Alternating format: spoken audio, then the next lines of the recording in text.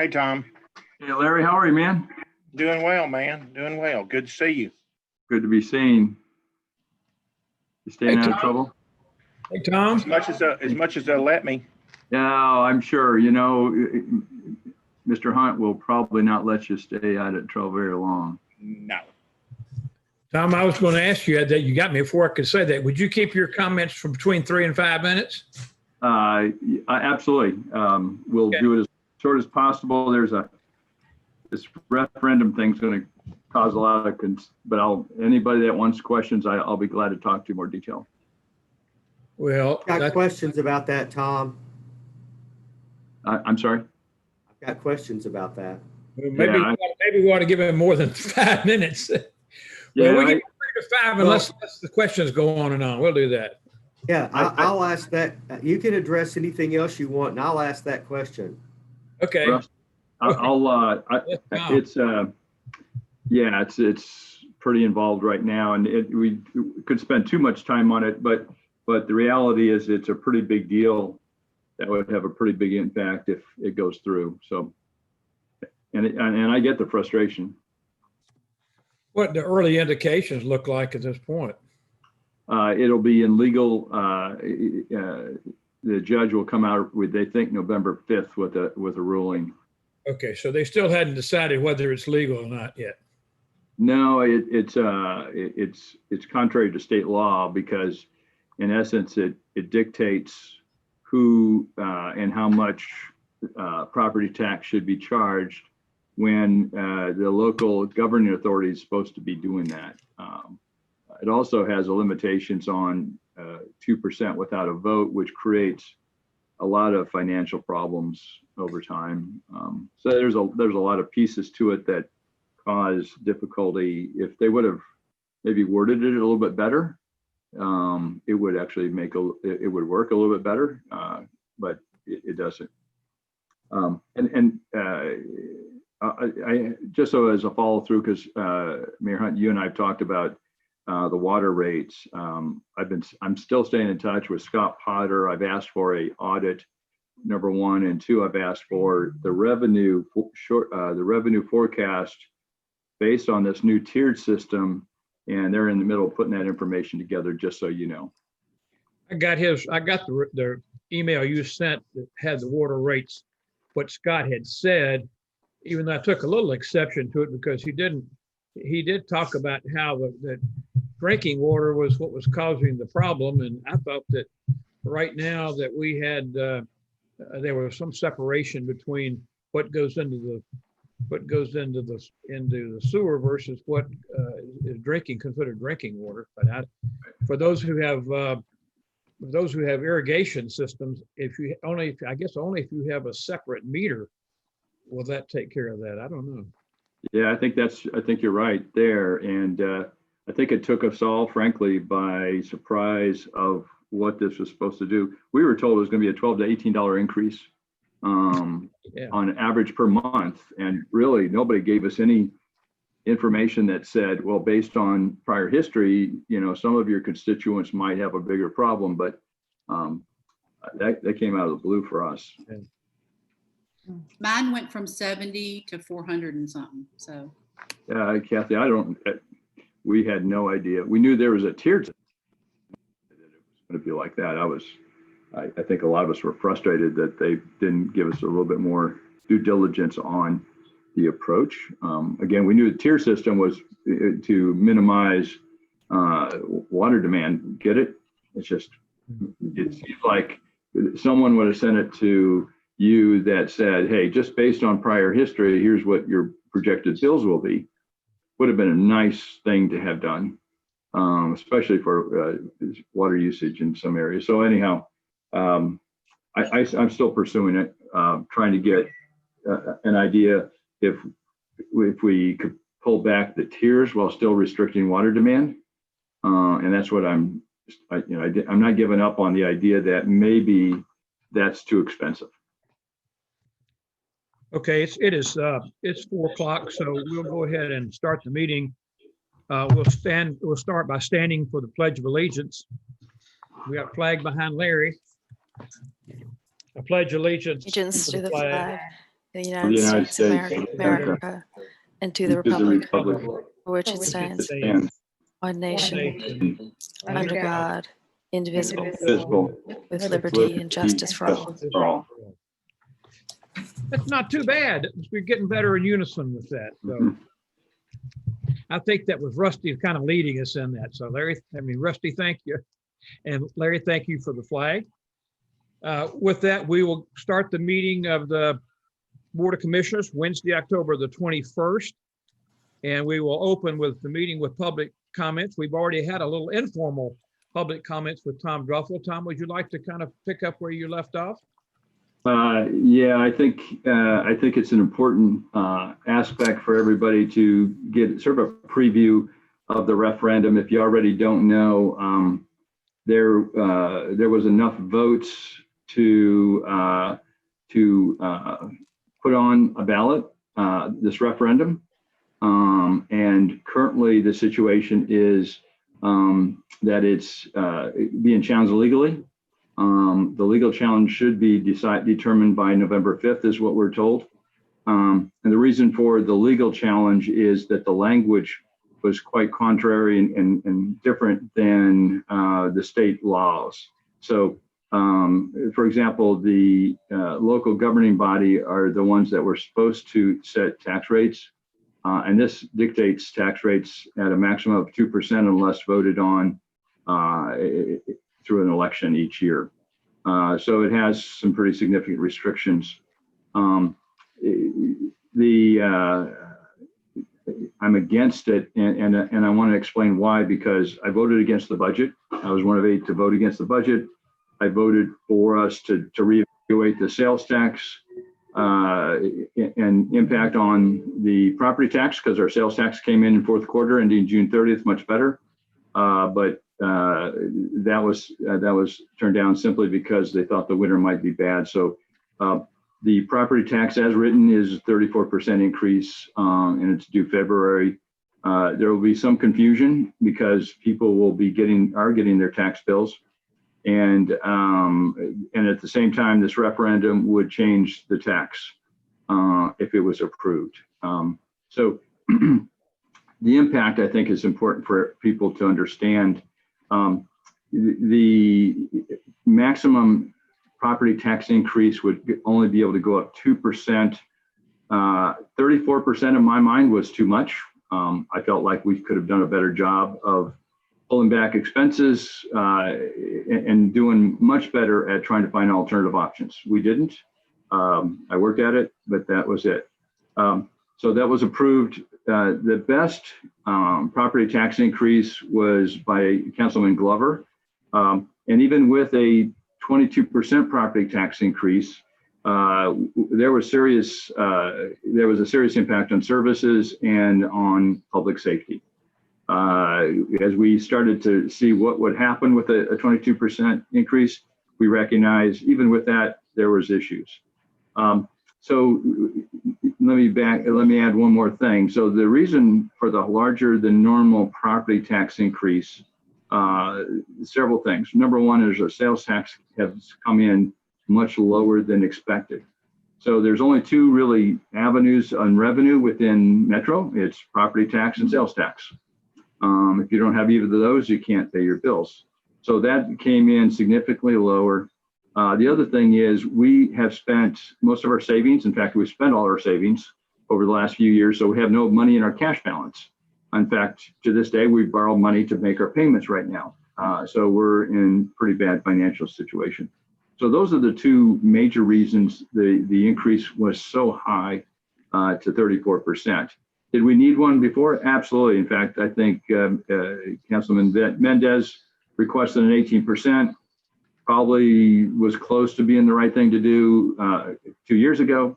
Didn't happen. That just put us behind the dime because, again, costs are going up. They're going up. So the referendum puts us in an awkward position that would put some of the essential services at risk. For most people, it would change the amount of time we could pick up trash. I think some projections showed that we'd have to lay off 500 firefighters. The numbers are pretty staggering because it's over $300 million we would have to cut in a half of a year. So if we were able to cut this back in July 1st, it would have been a little simpler, but a 2% increase when the best we could do with a 22% increase was already a serious cut. And then you cut it in half the year that you got to make those changes. You can start to see the impact is very significant on many things. So in essence, that's, I'm against the referendum for that reason. I think everybody should take a quick look at how impactful and how it would be. And I feel like I'm a pretty strong fiscal conservative that really cares that we're spending the right money for the right things. We put the debt policy revision. We're working on a bunch of things behind the scenes, but the reality is this carries it too far. So with that as a summary, I'll be glad to answer any specific questions. Rusty? Uh, Yeah. Here I am. Here I am. Tom, this is it's a really simple question. What's the over and under on whether legal is going to permit the vote on the referendum? Any scuttlebutt? We really have no idea. It's in front of a judge. We won't know till November 5th. If you can guess what's going to happen, in the legal process, I don't know. I think I think the mayor's office and those feel positive. They have already started making cuts. Our director of finance for the mayor's office, Kevin Crumbo, he's already anticipated the worst. So he's made some reductions as quick as possible because, again, if you only have a 2% increase and it's only half of a year, it doesn't give you the revenue for the entire year. So all of a sudden, it's more like a 1% increase, which was already puts us behind it. Well, have no idea. Your guess is as good as mine. If I had a crystal ball for any election or anything, it would be great. I like to think because the language of the referendum is so contrary to really state policy, state guidelines, that you would like to think it doesn't make sense and would be would be ruled against, but don't know. I would have to say behind the scenes, I'm working on some more transparency, more accountability that will take a lot more effort, but not in time to make a difference here. But I think we should legislate the difference, not try to go through a referendum. Right. Well, thank you for that. I mean, that's a lot of explanation, but it's really helpful. I think this thing is going to be a really, if it goes to a vote, I think it's going to be really tough. And if it passes, I think it's going to leave our city in a really, really tough spot with just everything from bond rating all around nationally. It's just going to make us really look bad and not be able to meet our obligations. So What's scary about it is that it's such an emotional issue that if people don't get the background of what are going to be the real ramifications of it, I'm afraid they will vote to do away with the tax increase if it's assuming it's going to be legal without knowing what the ramifications are. So I think that the council and the mayor's office need to put together a really, really good program to tell people what will be the consequences of this. Well, I know the mayor's office is working extremely hard at trying to counter this. The council approved unanimously last night a resolution just to show our position against the resolution, including all the people that would normally be a lot more prudent against budgets. I think the one aspect that will be interesting is that if this does occur, will the state controller come in and then take over, which has been discussed twice now if we can't manage our finances. Sadly, most of what we're getting right now is a culmination of 8 to 10 years of some problems, and debt ballooning from 8 to 18%, and the numbers are staggering of what we've allowed to happen. not individually, but as a government in the past, and nobody knew about it. So my feeling is, the outside is the state controller could possibly come in too. And I wouldn't be surprised personally. I mean, I don't know the legality or how that would happen, but I think he is all over making sure that as a city, we're doing what's best. Well, Hey, hindsight. Tom, can I ask a question here? Why the Sure. variance in the increases? Some people are on the low end and some people are on the higher end. How did that come about? That it's not just everybody's 34% across the board? It's the 34% increases in Annam. So everybody, on property taxes are determine 25% of your appraised value.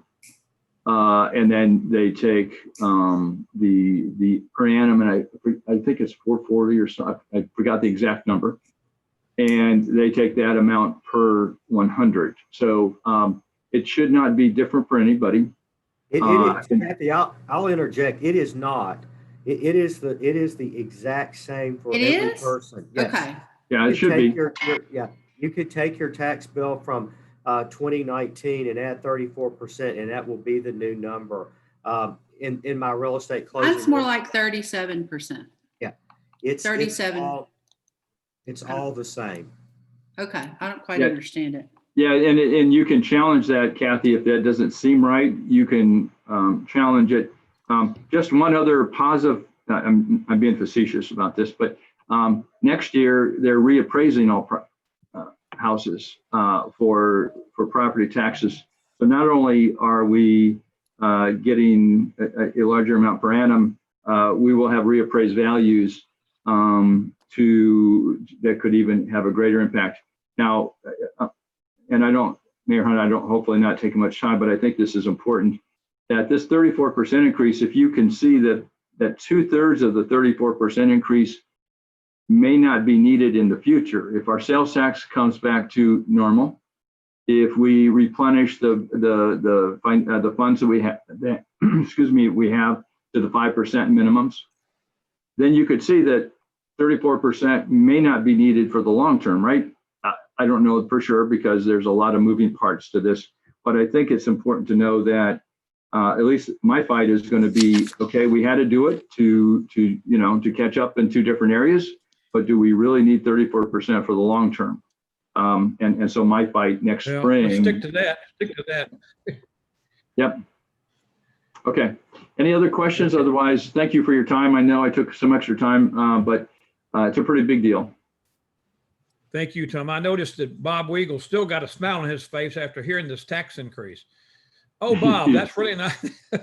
Yeah. I knew that. Okay, Tom, thank you very, very Thank much. you. We appreciate it. Thanks. I got a meeting. Thank you.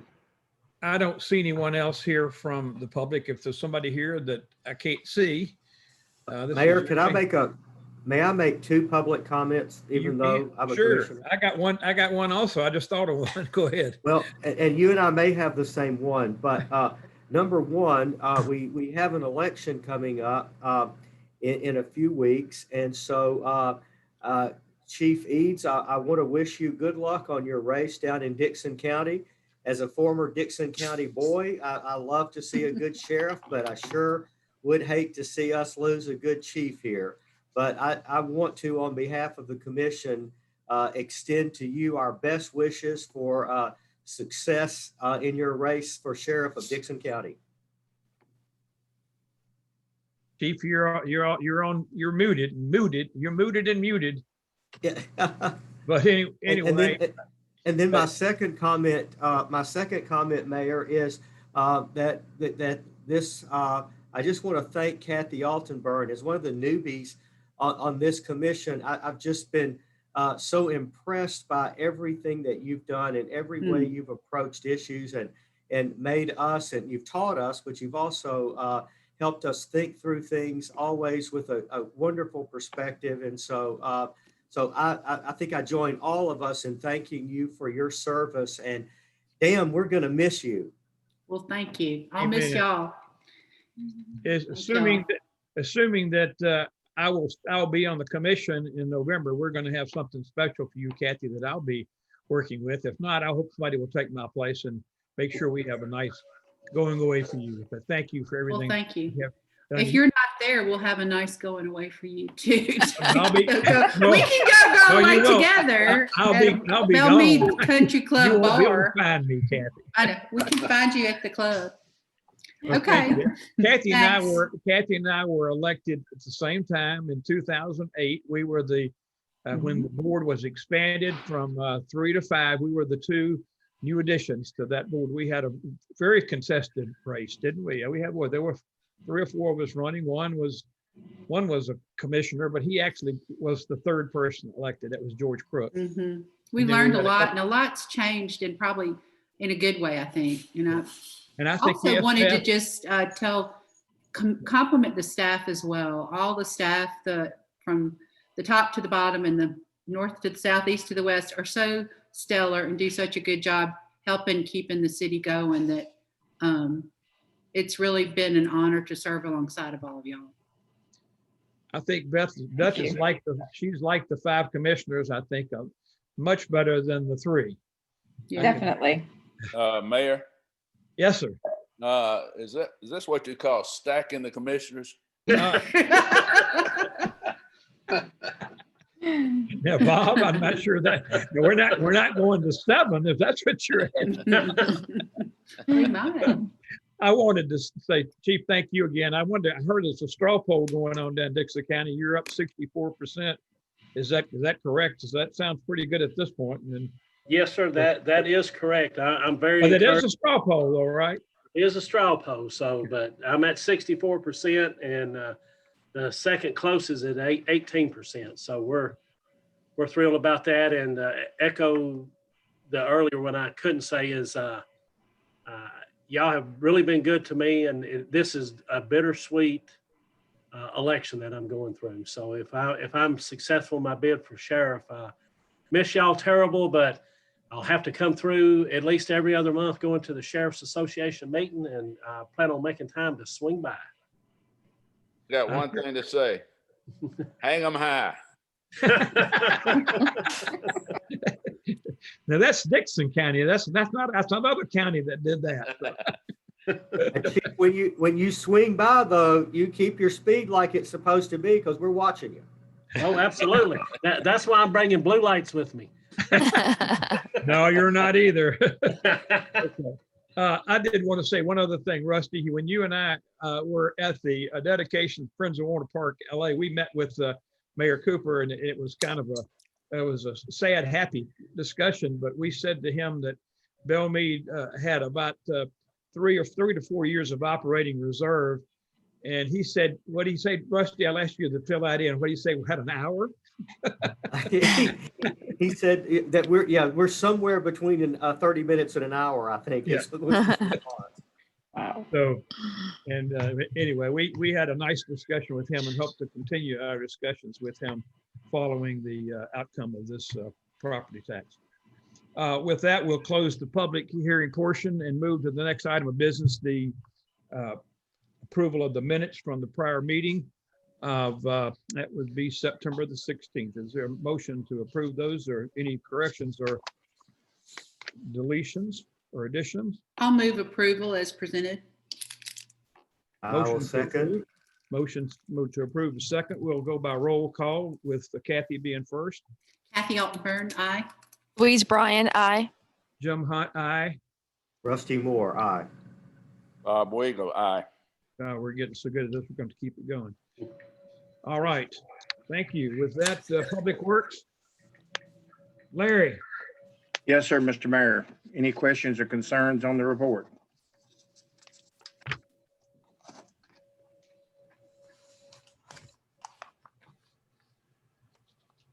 I meant to mention that with this, we all have this new item that we will be voting on, and that's going to be voted on during other matters, so that we'll hold that. And Larry, you'll have a comment at that time, I think, for what's going on. Yes, sir.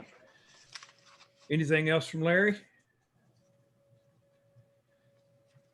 Nothing else. I will ask Louise to update us on the master plan, Belle Meade Together. Thank you. I'll just spend a moment updating you on what what's been accomplished so far, and also some key dates that we'll be sharing in a few days. So we had the chance to name the project, as Jim said, Belle Meade Together, as well as create a logo. Both the name and the logo are very consistent with, very consistent with Good. existing Belle Meade imagery, and we feel don't compete at all with the website of what we're trying to do, but to, again, preserve everything that we know to be wonderful in Belle Meade. We spent 2 hours on a site visit with Kimley Horn, city staff, some commissioners, and members of the steering commission. And this was designed to tour some of the hot spots in the neighborhood, as well as to give Kimley Horn, our consultants, a very broad overview of the neighborhood. We were pleased to be able to drive around Percy Warner's 1.5-mile loop and take a close tour of the newly restored LA, the steps, and really let the Kimley Horn team see the depth of the culture and the landscape. And I think they were blown away by the beauty of that park, as well as other areas in Belle Meade. Again, we spent about 2 hours showing them different streets, existing sidewalks, other hotspots, problems, but all the while pointing out things and imagery that's very important to Belle Meade. We plan to, with the help of Kimley Horn, we are launching a new website. The website will be accessed through the City of Belle Meade existing website. So the communication will all go through the city website. Basically, a user will go to the city website and click on a button to get to the Belle Meade Together website, which will have the information about the project. Eventually, it will have an interactive map where residents can give their own comments about pedestrian safety and stormwater management and traffic calming. I already tested it today. It's very easy to use, and it'll be a great way to gather feedback from every single person in Belle Meade. As far as key dates, we'll be sending this out, but just to let you know, we plan to have the website go live by Friday of this week. Where's my notes? We will have communication sent to the neighborhood block watch captains at the same time, and every watch captain will get the same exact information. We're being very certain to disseminate consistent information to all the stakeholders. We will also, Beth will send out an e-blast, which will give 3 different dates. One will be the virtual town hall, which will be a Zoom meeting held on Thursday, October 29th at 6 p.m. That's the virtual town hall. Meet the Team Day will be a socially distanced but in-person day at St. George's, where we'll use the tent in the parking lot and meet there from 2 to 4:30 p.m.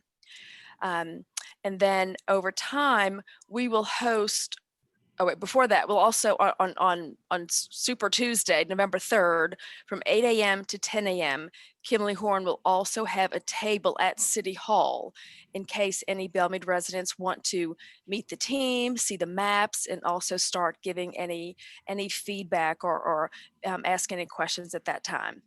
And then after that time, we will host up to 2 listening sessions where we're investigating to see if we can host them at Belle Meade Historical Site in the barn there sometime at a time that's convenient to that property. So the goal is to communicate with all parts of the community and give everyone enough time and opportunity to take part in what we're doing. Does anybody have any questions or comments? Louise, the plantation had just sent something out to you. They've given us 2 dates, Oh, great. two evening dates, and they said, well, those work for us, so we'll have to look at that. But if they they don't like to call it the barn. It's the carriage house where we'd be. But it's the same thing as, I'd call it a barn too. But anyway. so Carriage the house, carriage- got it, the okay. carriage house. So, We'll get that right. Okay. and Okay, Beth, I'll look at that. You got that too, didn't you, Beth? I just sent that. Yes, I did. I just saw it briefly. What were the two dates they had suggested? It was like Well, Oh, it was the, 14th and 27th or something. what was it? Rusty, are you looking at it? I'm looking at it. Sorry, just a moment.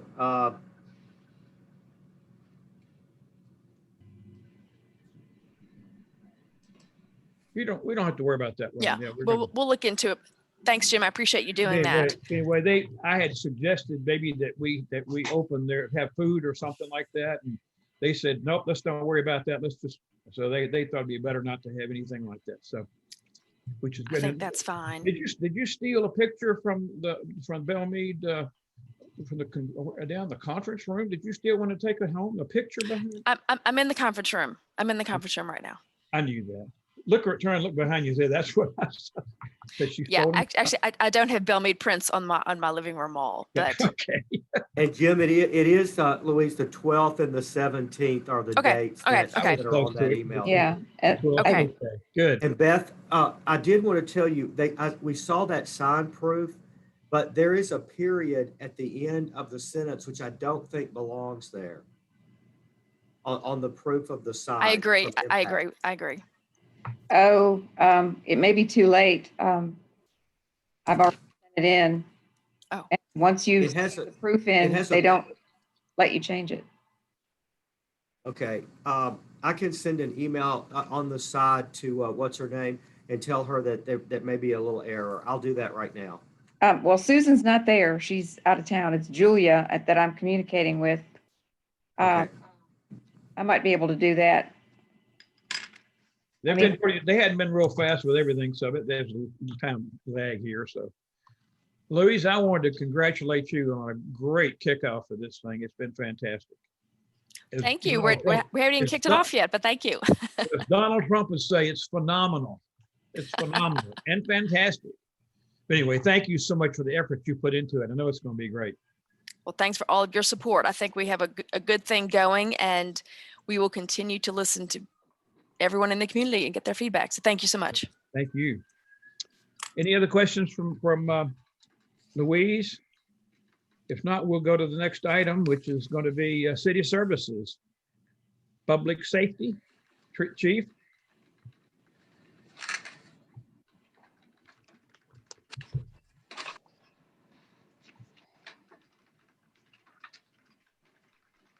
Chief, you're muted. There you go. There we go. There you Sorry go. about that. Sorry about that. All of y'all had an opportunity to look over the monthly reports. Are there any specific questions about any of the reports submitted?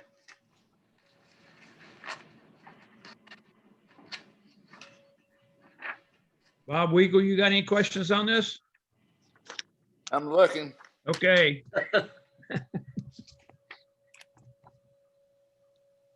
I got one question. Yeah. It's actually on the court clerk's monthly report.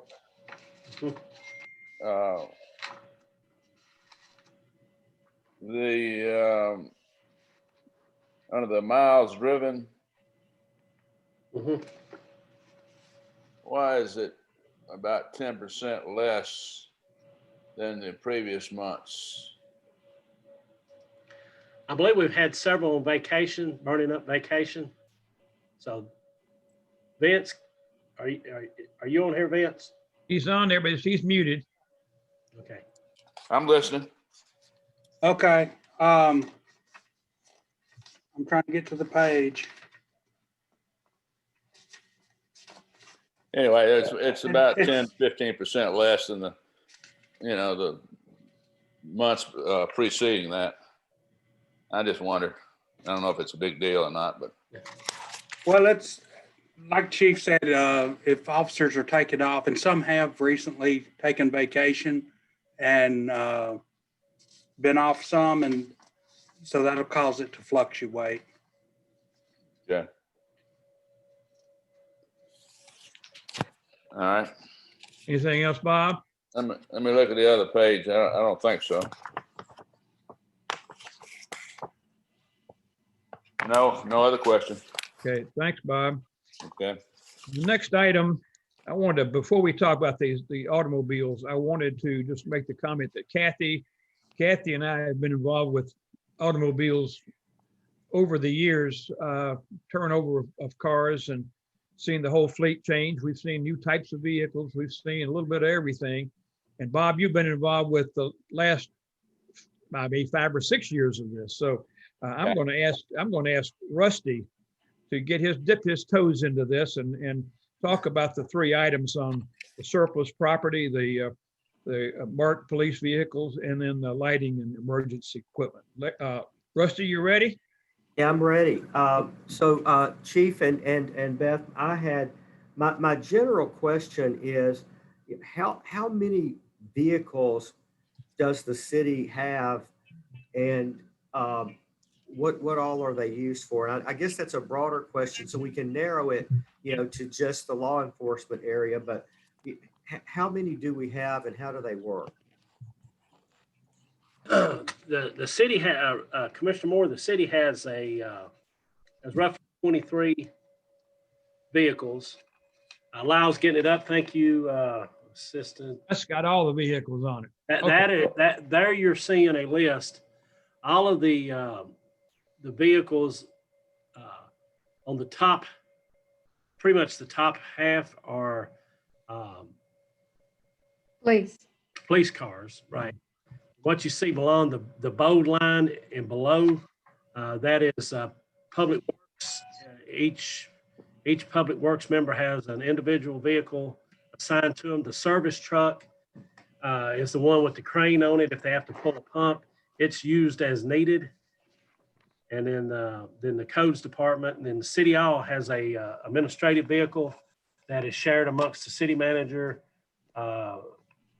any of the staff like court clerk, Lee, if they have to travel on city business to a conference or training, then that is a shared vehicle. Rusty, of course, Yes. those are all take-home cars. Each of the 3 public works staff is a take-home truck because they're on call. They rotate on call, but they have to come back in if they're on call and there's a service call. The service truck stays here. And then, of course, Lyle, the vehicle he uses, and the city hall vehicle are not take-home vehicles. They just stay here. And we use them during the day as needed. So Beth, when you say it's a take-home vehicle, so that means that the officers are assigned to that car and they keep it with them all the time? Yes, that's correct. So how many officers, Chief Eads, are on duty at a time typically? There's typically 3 officers on duty. Then you have the detective and then the admin through the week.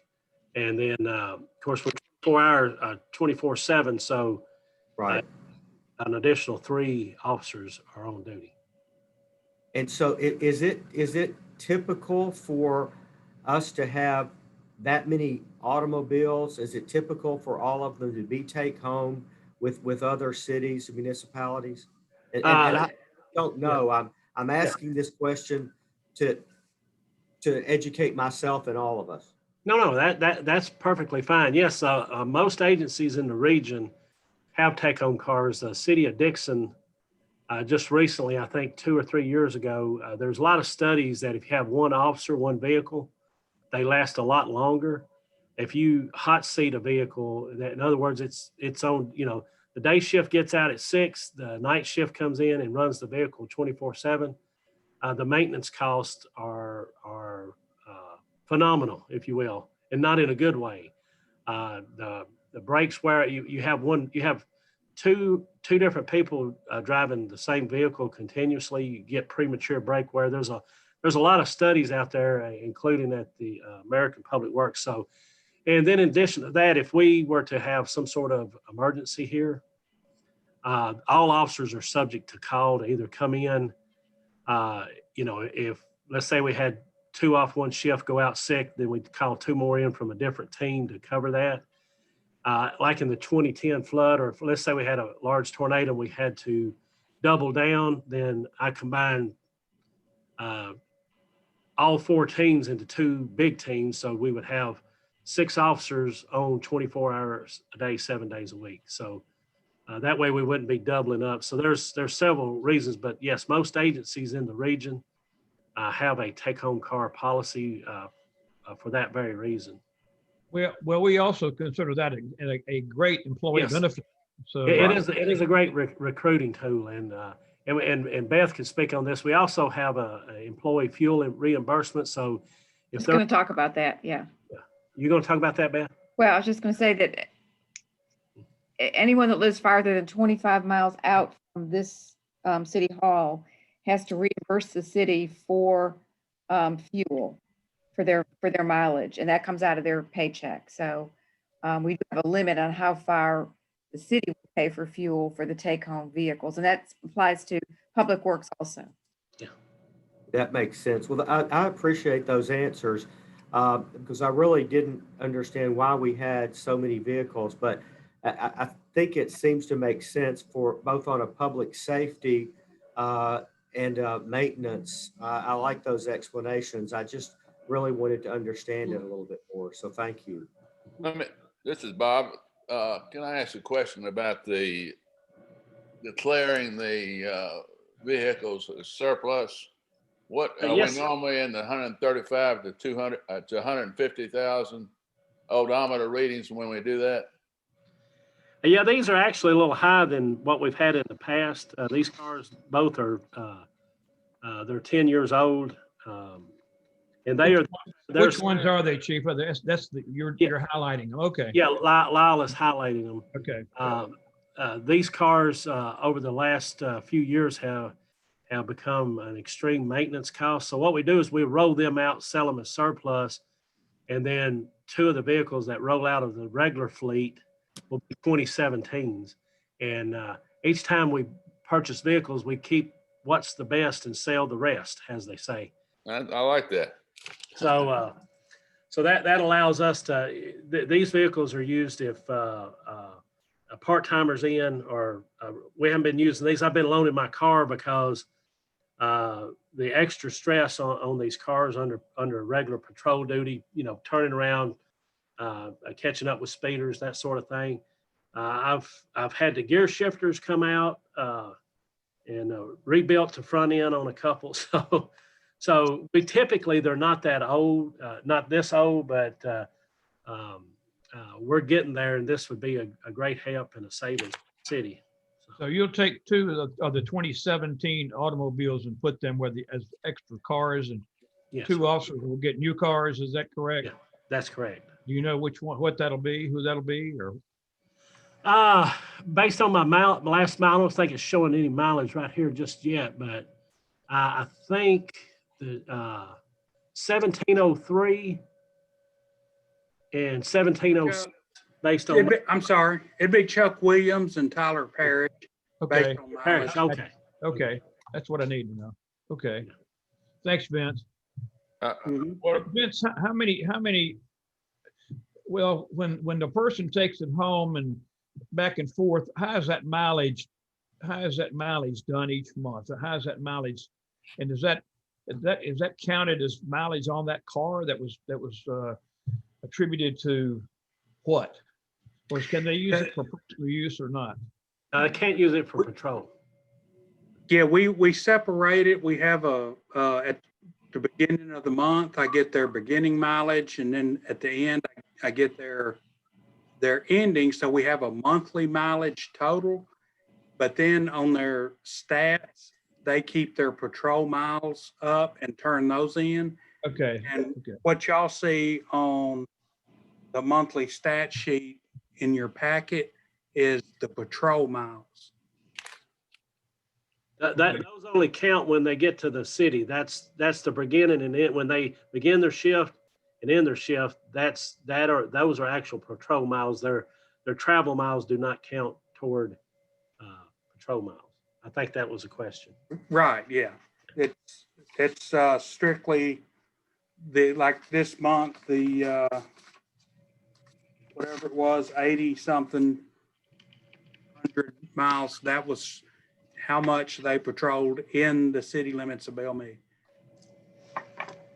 And Okay. Beth, I think our materials say this, but I always love to ask the question. So do these vehicles fit in our budget that we have? Is there any overage in the budget for what we budgeted for these vehicles? I'm not, no, I did check the budget against this and we did use the state bid price of $33,397 in our budget. And that's still the current state bid price for the two vehicles. Excellent, thank you. Came in under budget on the purchase of the lighting and emergency equipment. I love those words used together, under budget, it's nice. Mhm. What about the surplus one? Do we budget anything for subtracting the value of the vehicles that are coming off the inventory? Lee might be able to answer that. What do we budget for the sale of the surplus cars, Lee? Do you have, I might have it. Off the I got top it of my right. head, I've got it right here, Beth. We're all Okay, getting a good. good education on, I'm getting a good review and I think. 12,600. 12,600. On the two? Yes. Per vehicle? 6,300 each. Okay. Which may be a little high now that we've Yeah. waited this long, but right. Okay. we'll That's see. what I need. That's what I need to know. Okay. Are we, Chief, let me ask you a question about Yes, when you analyze the cost of a new vehicle, do you look at Ford versus Chevrolet versus Dodge, or do you treat them all the same? But we look, the options are getting less and less each year. Mhm. Ford has quit making a sedan. Dodge is the only sedan you can get. Of course, Chevrolet and Chevrolet's quit making a sedan several years ago. And so what I do is look at the platform to deliver the law enforcement services on it. And it's been trending, like I say, what's been trending. Ford basically sells more SUVs than they do sedans. So they completely took sedan off the table. The sedan's traditionally a little bit less expensive than the SUVs. However, the resale value is great on the SUVs. They're all-wheel drive. They're easier to get in and out of with a bunch of gear on. Plus, but we try to carry a lot of stuff, and you can get a trunk packed really quick. We carry cones to assist, not just with wrecks, but like if Public Works has got tree down and we need to block or change a lane, instead of having to run down here to the generator shack, that's where we store some easy accessible cones and throw them in the back seat. Those can be ready to be deployed. And so there's a lot of advantages to the SUV platform over sedan. But like I say, sedans are becoming extinct. I'm not sure how much longer Dodge will even offer. Well, you had some of those sedans. I was talking to one of the officers the other day, and I didn't see how he got in the car. There was so much stuff in those cars. I mean, they really are loaded up. You got, and he had those new, I guess it was the camera on that's mounted on a magnet on the trunk. That was a test you're looking at. Yes. And of course, it has equipment in the car, which is they can look at license plate readers. They can actually access that reader database from the car. So I didn't realize that. So yeah. What about from a maintenance standpoint? Do the SUVs, are they much more efficient than over the lifespan of the vehicle that we hold it 3 or 5, say 5 years? Are the SUVs more lower in maintenance or higher or what? The way they're trending right now, we have one SUV in the fleet, 2016 Ford that the detective drives, and we have one recall, Vince, maybe. And There was one recall on it, and other than that, the whole 5 years he's had it, all it's needed is tires, brakes, and oil change. That's not had any problems with it. It's been very reliable. And it's, As a reminder, everybody, we had a fleet of Volkswagens that we ended up getting a settlement on, and we basically got to replace our entire fleet. And that close to being correct. Yeah, I Yes. remember that. Yeah. So Yeah. that was a good purchase. Okay. it Well, was. Rusty, do you see why I asked you to do this? Because the fact is that it's complicated, and I think all commissioners need this as part of training to figure out what we own, what the uses of those are, and what expectations we have of that program. Mayor, do you need a motion for approval? Well, we probably ought to do these one at a time, but let's look at now I'll let you make the motion for the request to declare the surplus property. I make the request to sell the 2 vehicles as surplus property. Thank you, Bob. Is there a second? I'll second. Rusty seconded. All in favor, say aye. Roll call. Aye. Kathy? Kathy Altenburn, aye. Louise Bryan, aye. Jim Hunt, aye. Rusty Moore, aye. Bob Weigel, aye. The second item is request to purchase marked police vehicles. That's the 2 vehicles at 33.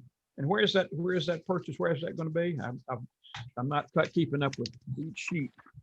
Lonnie Cobb Ford. Lonnie Cobb Ford. Okay, I've got that now. So Mayor, I'll make the motion that we approve the purchase of 2 vehicles from Lonnie Cobb Ford for the fleet. All right, I we have a second. Motion made, and did you do that, Louise? Louise, Louise second. seconded that. Any further discussion on that? All in favor, say aye. Roll call. Kathy Altenburn, aye. Louise Bryan, aye. Jim Hunt, aye. Rusty Moore, aye.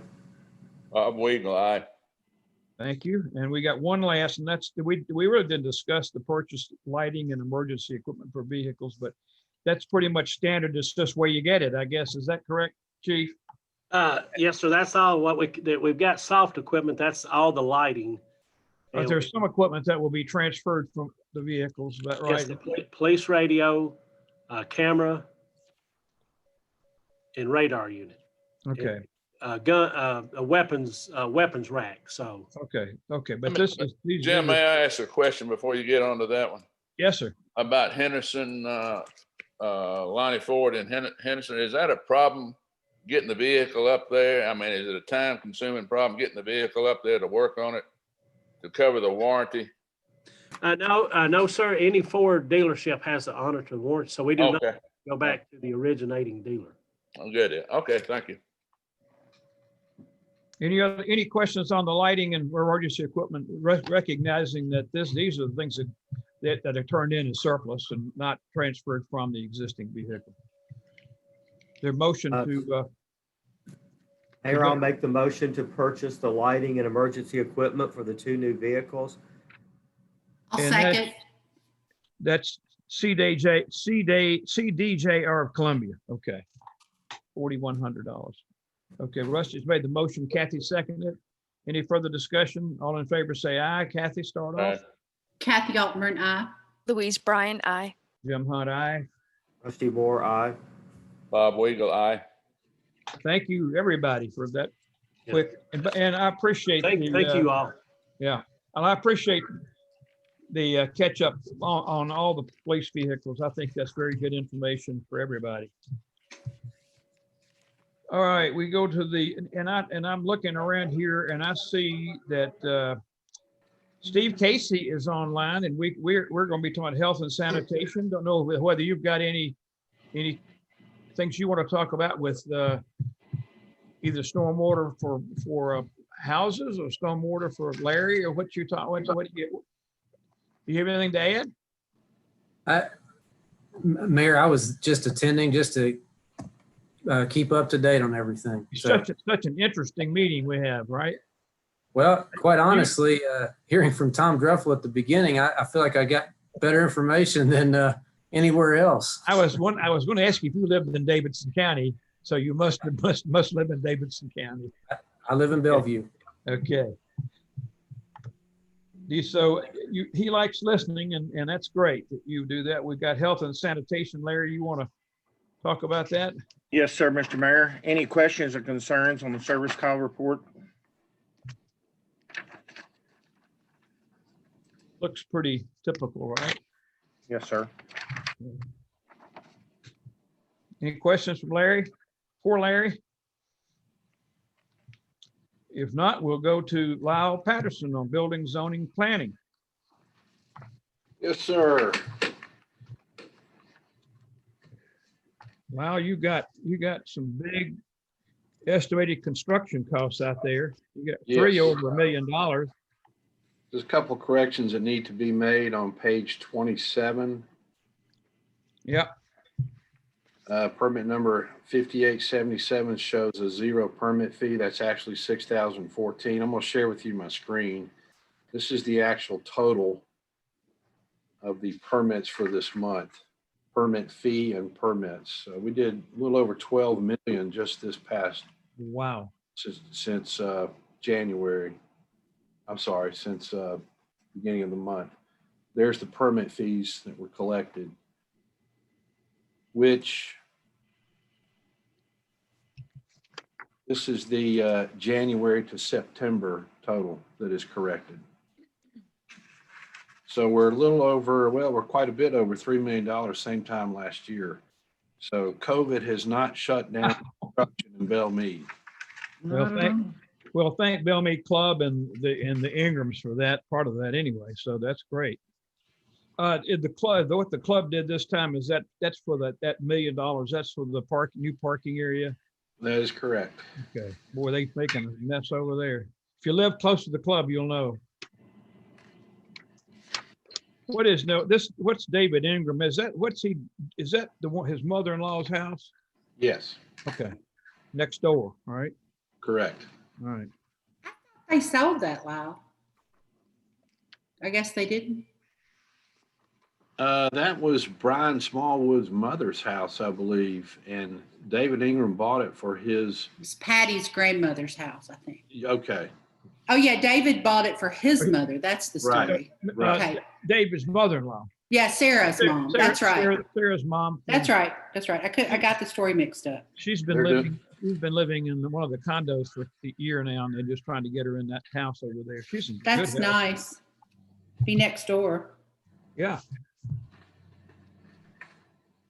Okay. Laos, looks like things are going really well. Can you kind of talk a little bit about what's happened with historic zoning in the last couple of months? Well, they continue to do a great job in filtering, some homes that the quality doesn't meet the standards of Belle Meade. We're starting to catch up, like I've been saying for the last few months. That's why we're seeing an increase in the permit values. So they're doing a great job. Well, that's good to hear. And I know Louise and Rusty are glad to hear that too for what we're looking for with long-term plan, quality of homes being done.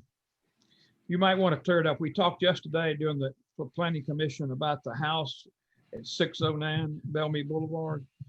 Is that right? Now, you got the right address? Yes. Why don't you just make sure clear up everybody on that? Because I think the better word, get the word out. If you all are familiar with this, give them a little bit of history on that. Sure. The house to the right of that, the older home built in the 20s, was Miss Fuqua's home. And that was always a lot to the left, in between her and the Glen Court. That was always a lot. That was not a lot that was subdivided. So they had the right to build a home there. It's going to be a nice house. It's gone through historic zoning. It's been approved. Took them a few months. So I've had a few calls about why was that lot subdivided. It was not. It was always a lot. It's a narrow, deep lot. So that the building envelope is set up on this narrow lot, but they got plenty of room back in the back. Yes. And it's going to be a beautiful house, you said. Yes. Okay. Thanks, Lyle. Anything else, Lyle? Next item is what we deferred last month, the appointment of Charlie Thornburg to the Board of Building Code Appeals. We don't have a bio, but everybody's seen his bio from his election bid. And so I would ask that we go ahead and approve Charlie for this, the BBCA. Regardless of whether he's elected or not, he could stay on there. If he's elected, he would become the commissioner's representative. If not, he would be the regular member of that board. Is there a motion to accept Charlie Thornburg on this? One question. Yes, sir. Tell me about the Board of Building Code Appeals. What do they do? Well, I could answer that, but I think it'd be better suited for Lyle to do that. I can say maintenance, but it's a lot more deeper than that. But Well, that's part of it. When someone is found in violation, they come to the BBCA, and that panel could assess a fine. They answer to a maintenance letter, or perhaps they, when we're issued a building permit, they built over a setback line and they've been caught. It could be a number of things, but I think they've only met once since I took over.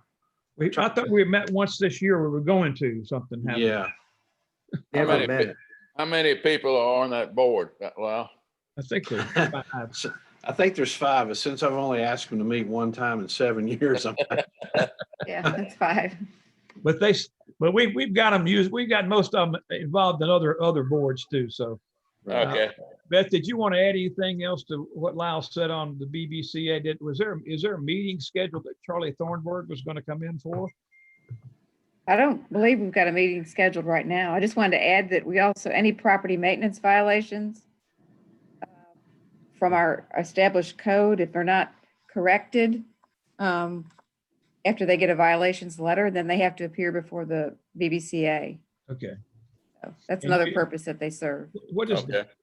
Thank you. real quickly, what is the process for the maintenance letter that you send out? If a violation is noticed either by Public Works or Lyle when he's out in the city, or if some neighbor reports it, we investigate it to make sure it's valid, that it is truly a violation of our code. And, we usually send a letter or sometimes call the resident and let them know, give them a chance to fix it. If they don't, then they will get a notice of violation, and then they'll have to either fix it within 30 days or come to see Lyle with a plan to take care of it. But if they totally ignore that notice of violation letter, then we can bring them in before the BBCA. But we try to keep it as friendly as possible and give people an opportunity to correct something if it is in violation. When they learn they've got to come to the BBCA, they usually get it fixed. True. Okay. Yeah. That mean board. We've got to go back and vote on approval of Charlie Thornburg to this BBCA. Is there a motion? I'd like to make the motion to appoint Charlie to the Board of Building Code. I'll second. Kathy. And seconded by Kathy. Let's roll call vote. Kathy Altenburn, aye. Louise Bryant, aye. Jim Hunt, aye. Rusty Moore, aye. Bob Weagle, aye. Charlie accepted. Thank you. Thanks very much. We'll move on to waste collection, no matters. Beautification landscape. Laura Catherine Wood, There. LKW. Yes, sir. So on Monday, we met. The series committee is starting to meet. So as you know, we meet every other month.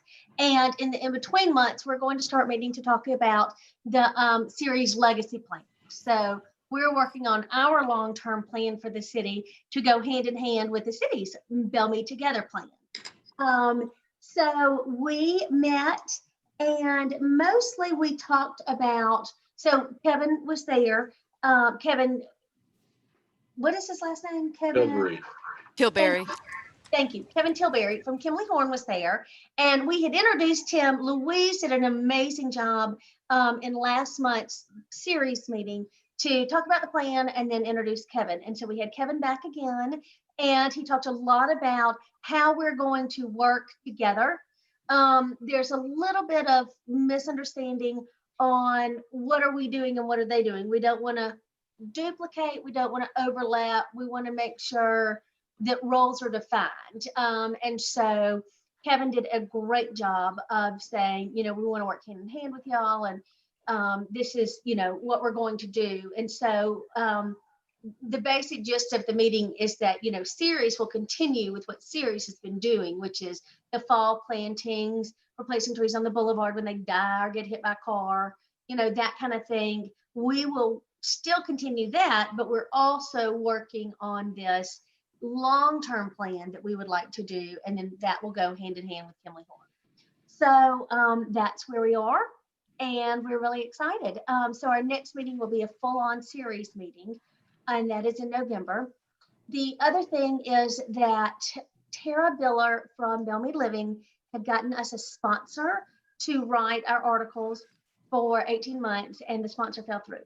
So we do not have a sponsor anymore, which means we are not in Belle Meade Living as of now. So we're really trying to find a sponsor. So we're looking for a business that would like to, what it is they'll have prime placement of their ad right next to our article, and it will say, this article is brought to you by so-and-so, whatever company. And so if you have any ideas of somebody who'd like to sponsor Ceres, just give me a buzz or call Tara.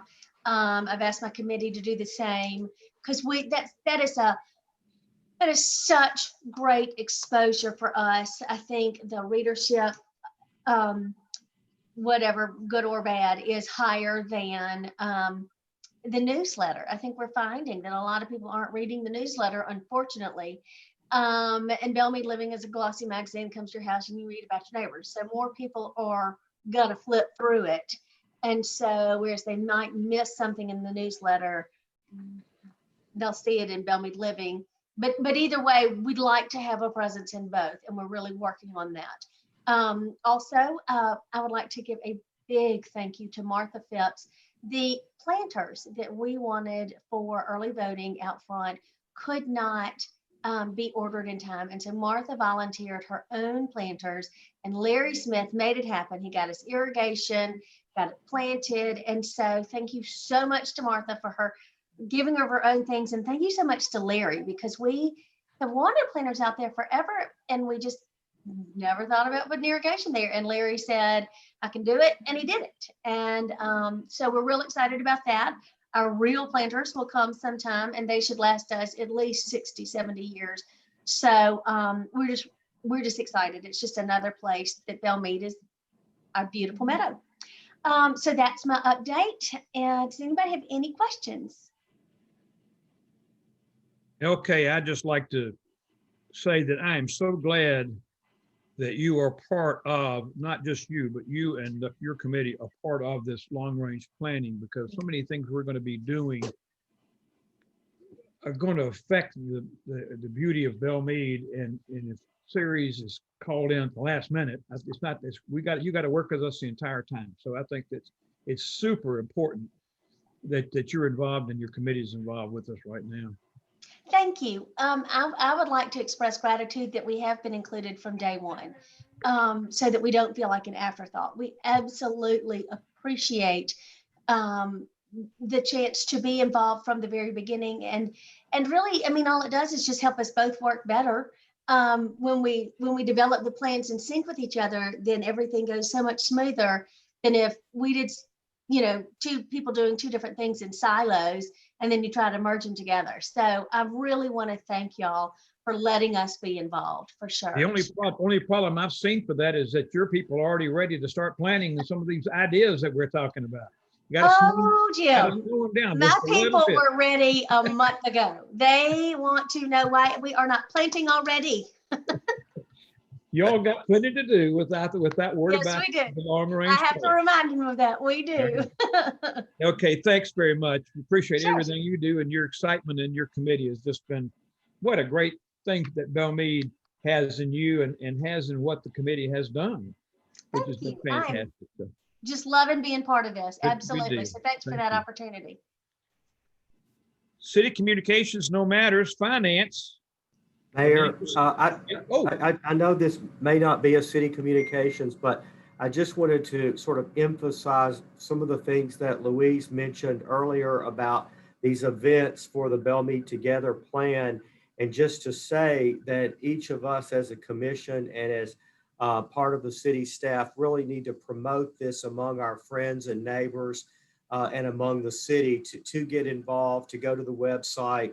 And so we are part of that communication network. And so I just want to underscore our obligation as the commission and the staff. And Laura Catherine, and Series, I know you're doing that already, but the more input we can get, the better this plan is going to be. And the more likely we will be to be able to implement the plan. Getting the plan is going to be fantastic, but implementing it is going to be the key. So I just throw that out there. Rusty, thank you. Lee, finance. Yes. Does anyone have any questions on the statements? Did you get those checks back this afternoon? I did, thank you. We're starting to get property tax collections. They wouldn't be. They won't be on this Part of this. one. That's sort of one thing I wanted to point out. If anybody didn't have any questions, I just want to mention a couple of things. Over to your right, I don't really like the way it looks, but of course it's a formula. You kind of get an error message in Excel, you know, when you don't have a number in there. So that's what that is over to the right. But that's obviously because we don't have any numbers in the. If you work with Excel, you'll understand what those are. And so, like the mayor said, right now, you know, we don't have any property taxes coming in through September, but starting in October, they really came in nicely.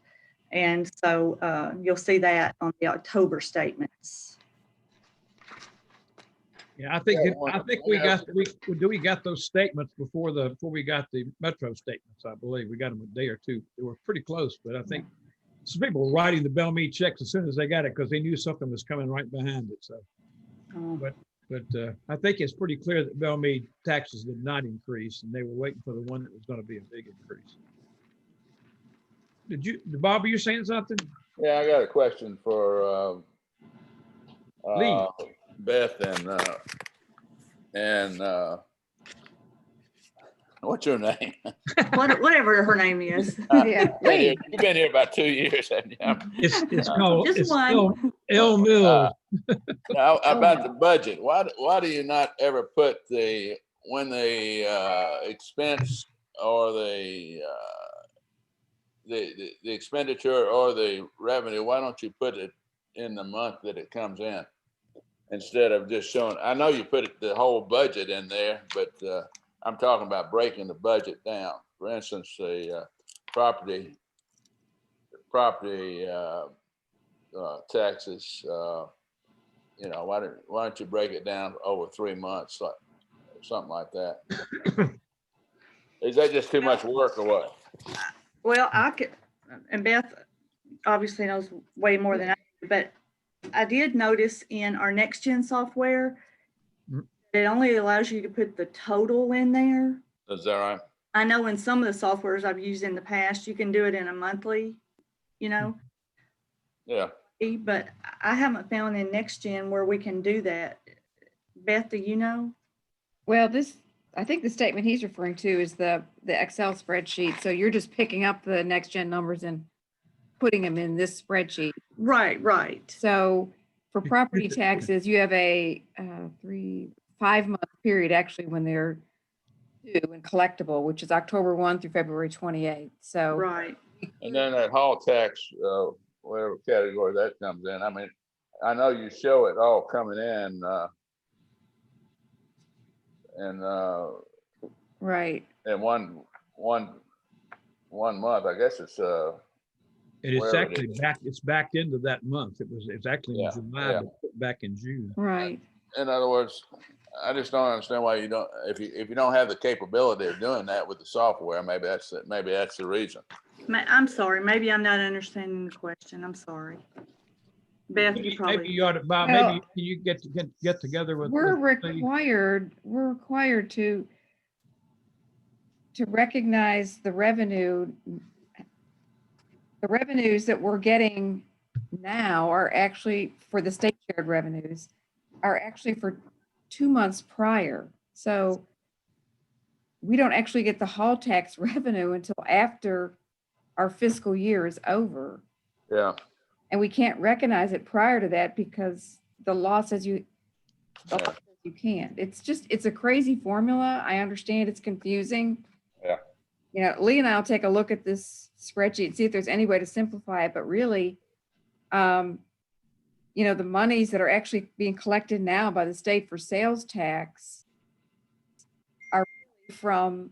Yeah, that's crazy. It is crazy. I will say one thing, since you brought that up. I was actually thinking about this when I was looking at it earlier. Because of the way our meetings fall versus when I get the reports from for the state shared revenues, the packet sometimes has gone out prior to me getting, before I even know how much we're going to get revenue from the state for our state shared. So sometimes you'll see a jump of 2 months for the previous month, but that's just, again, timing on when the meeting falls versus when I get the information from the state. So But you're saying we don't, right now, we don't have September's exactly, information? not in this report, because I literally just got it yesterday on the 20th. Well, then we should probably change that. We should Well, probably sure, let it. I'll be glad to change. Well, actually, it's already, I've made entry in through our software, so I can update this schedule and send it out to you all, no problem. But I just wanted to bring that to your attention so that next month, if you see it, you'll think, oh gosh, we really got a big jump. Again, But it's are we all always timing. missing the monthly information? So we're always missing the actual Not- monthly information? Depends on what date the It meeting falls depends, on. yeah. Yeah. You know, these financial statements really aren't really indicative of how things are at the time we look at it, because there's such a lag in it. Yeah. Right. That's So Then maybe correct. we should put 2 months on there to make sure we get one Yeah. complete monthly comparison. well, you also could actually have you a Excel spreadsheet that's separate from this that you could amortize that annual or the annual income and expense monthly over that period, and it would not be necessarily accurate, but at least it's showing how things are. Actually, that's accruing. sort of what the year-to-date 2021 budget is, Mhm. except for a few of the line items like property tax, state income tax, the Mhm. Yeah. type of thing. Most of the rest of them are literally take the budget, divide it by 12. That's what. Right. Yeah, but the two things you mentioned are the big items that are Sure. 2,800,000 of the 4,000,004. So, Sure. and if we could, and it kind of distorts what that bottom line is. Maybe if we just, I don't know, we can talk about it. Okay. It's not any rush. We've been using this since Kathy and I've been on this board. So there have been a lot of improvements made to the financials. I know that when Kathy and I came on, we had Bill Blofeld on that made some significant suggestions and the way we reported things. So there really have been some changes. So anyway, any other questions? I believe that was good discussion. So I think people are starting to look at these financials. No questions. You say another question or no questions? No question. Oh, okay. I've lost my Zoom, so I don't know. It's like losing your mojo. I've done that before. Finances looks good and stable. They take this opportunity this month, and I want to do it every month, is that the staff hasn't missed a beat during this 10 months of virus. I mean, it's incredible what's going on down at City Hall And that goes for everybody. That's not just, we can't just single out police, can't just single out Beth. It's been everybody. Been a great Very joint busy. effort to keep things right on. I mean, with the Zoom meetings have actually worked out, I think, very convenient for most people. And I think after we got a hold of them, they've been good. So I can't complain about anything. Lyle, I appreciate what you're doing to manage our Zoom communications. So see, Hey, Beth, have any of the staff been impacted personally by COVID? Have people been able to stay healthy for the most part?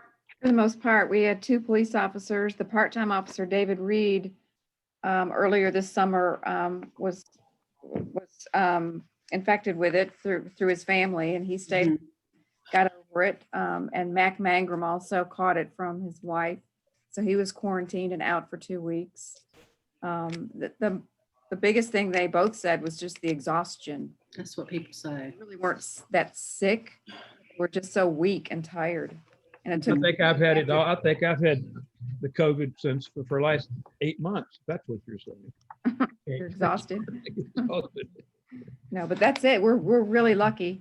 Yeah. We were nervous about the early voting. So I think we've, sectioned off the city hall well enough that there's not a lot of people wandering around. They're voting over 1,000 people a day. There's 18 days of voting. So there's going to be over 20,000 people that pass through this building. And I was nervous. I did not want the staff to be infected by people wandering around because we can't afford to be out 2 weeks. We've got stuff to do here. We can't do all of our work from home. So I was real surprised to have some comments from the neighborhood watch people reporting about the voting and that people in line without masks and that people were cutting up and all that kind of stuff and not maintaining separation. But Beth sent me something from the election commission and they're not enforcing the mask, and we can't, I don't guess if they say that, we can't enforce it. the Secretary of State says that you cannot deny anyone the right to vote because they're not wearing a mask. And the mask is just a mandate, that it's not true law that you can arrest somebody for it or. I know, but we could strongly encourage it. And people, I think the people in line, all they want to do is come back and tell me about it. They don't want to, I don't think they accuse the people of not wearing a mask, but we've had several, and we've only had 3 reports of that from all this neighborhood watching, which is most of the people are very complimentary of the staff of the election commission. Yeah, they're doing a good job today. They're doing a good job. So the only thing I can complain about is it is a disabling part of City Hall that takes place because of they're in the way of the dumpster and the cardboard. And the mailbox. I had to do the mailbox from the back. Yeah, that's something. Yeah, it's kind of amazing, really, when you see all the people. Time will tell in a couple of weeks. Well, if you hadn't voted, you certainly can wait. If you wait to election day, there should not be a big rush because we've had the reports I've got now say about 60% of Belle Meade people have either already voted or will vote early. Their intentions are to vote early. About 5% have voted by absentee. And people are talking about how smooth that absentee ballot is. There's also discussions about how nice the handicap entrance is working. So I think right at first we had some entrance and exit problems that I think that was handled the next day. So that was not a long issue to get that corrected. So, but anyway, I was just interested in what our residents were saying about everything. And I was real surprised to see that 60% will or have already voted early. So that's a pretty big number of our, if we get 2,500 residents that can vote, that 60% of that's going through here is pretty good. Next thing is approval of invoices over $5,000.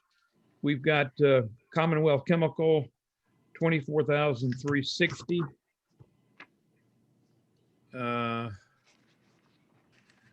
I got what's the back of this? Enclosed property tax refund check. That's a refund check. What do we do with that? That's Belle Meade Country Club. Yes, They Is that had, tell me about that. I didn't even see that till just right now. Turn that page over, page 44. they That's appealed to the state. I'm sorry, Lee, if you want to go ahead.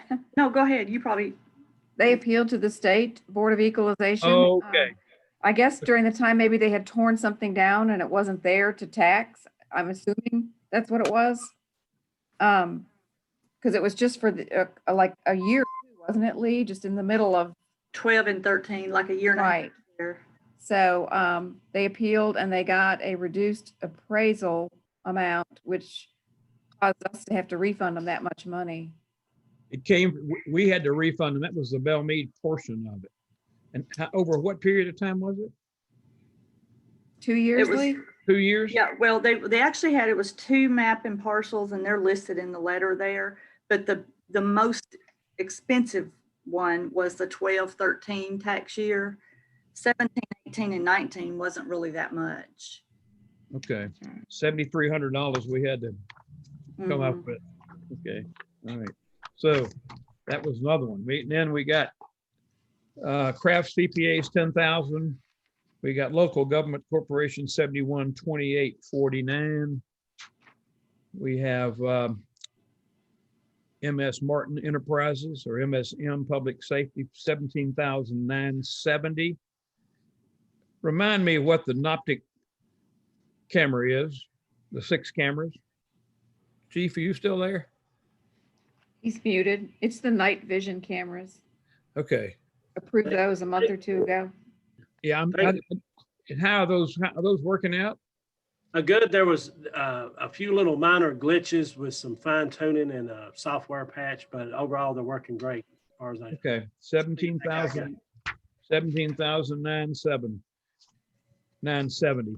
Keep us posted on that, Chief, or have your successor keep us posted on there, or Vince keep us posted on that. Motorola Solutions, $5,094. Planet Technologies, $5,216.64.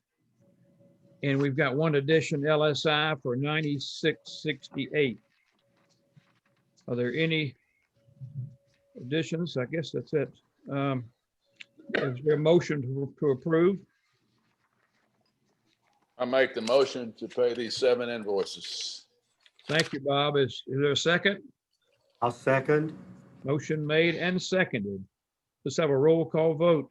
Kathy? Kathy Altenburn, aye. Louise Bryan, aye. Jim Hunt, aye. Trustee Moore, aye. Bob Weigel, aye. Thank you.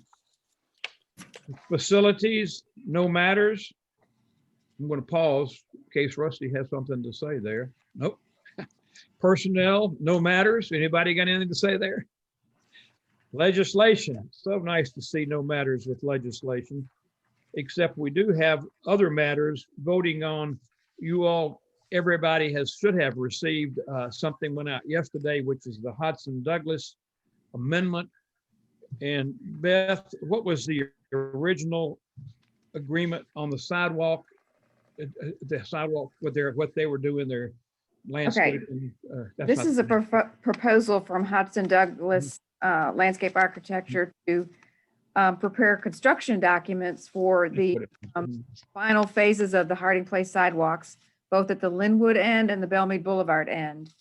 And originally, where are my numbers here? Their initial proposal for doing everything, including all the stormwater work, was $19,200. And we all felt like that was a little on the high end.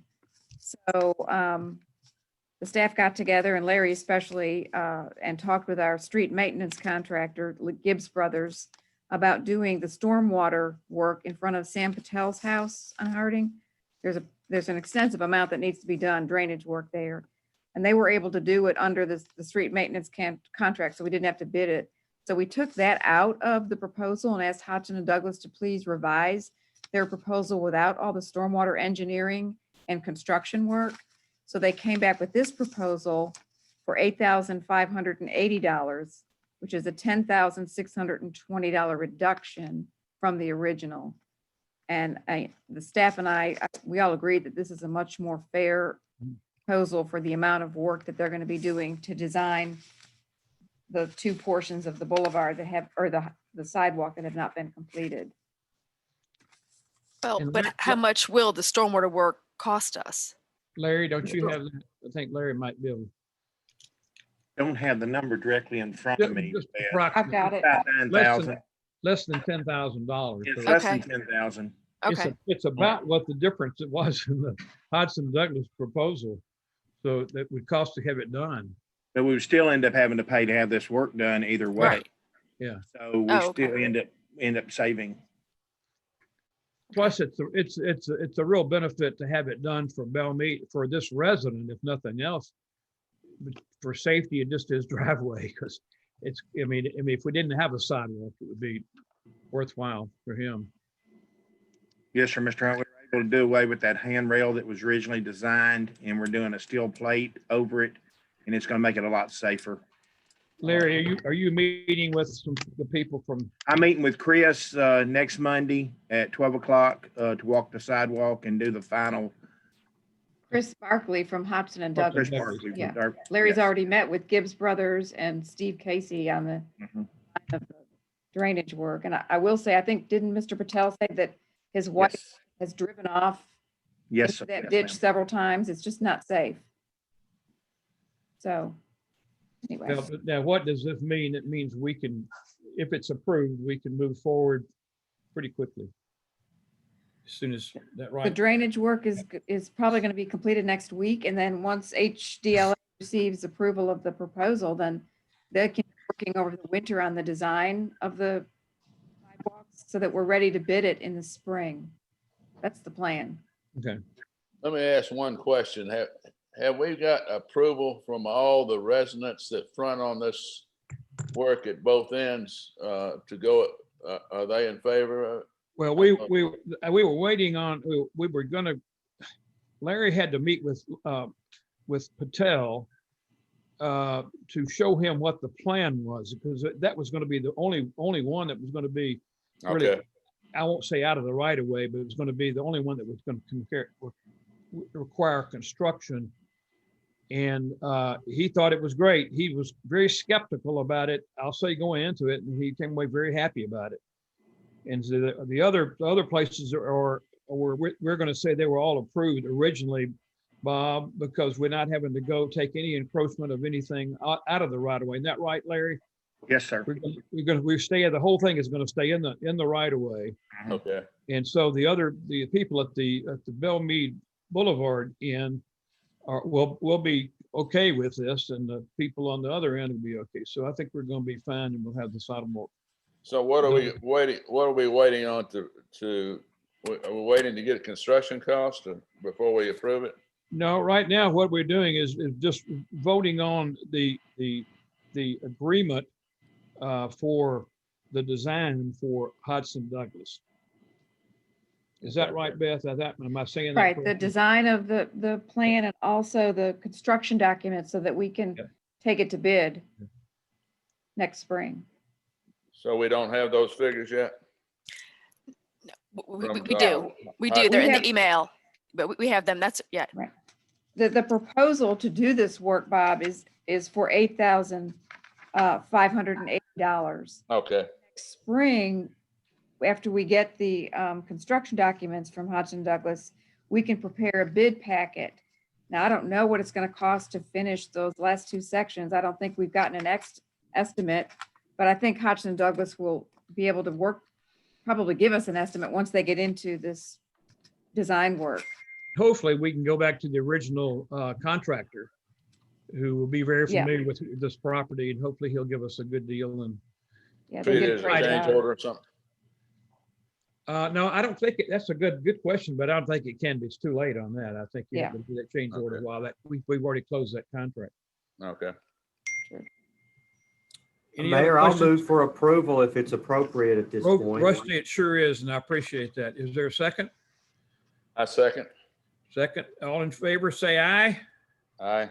Kathy Altenburn, aye. Louise Bryan, aye. Jim Hunt, aye. Rusty Moore, aye. And Bob, you Bob- can't vote twice. You Bob can't vote Weigel, twice. aye. No, you can't vote twice. Okay. It passes. Thank you all very much. Again, I want to compliment the staff. I want to do it every month because it's just this, if it hadn't been, if the commissioners were not involved in all this stuff, we'd never know anything was ever happening because the city hall is just run like clockwork. And I thank all of you very, very much for that. Thank you. Thank you, And- Mayor. And Kathy will have a celebration for you and for me next month. Okay? Okay. Thank y'all. Bye. Any further you. business? That's Good adjourned. evening, everyone. Thank you very much.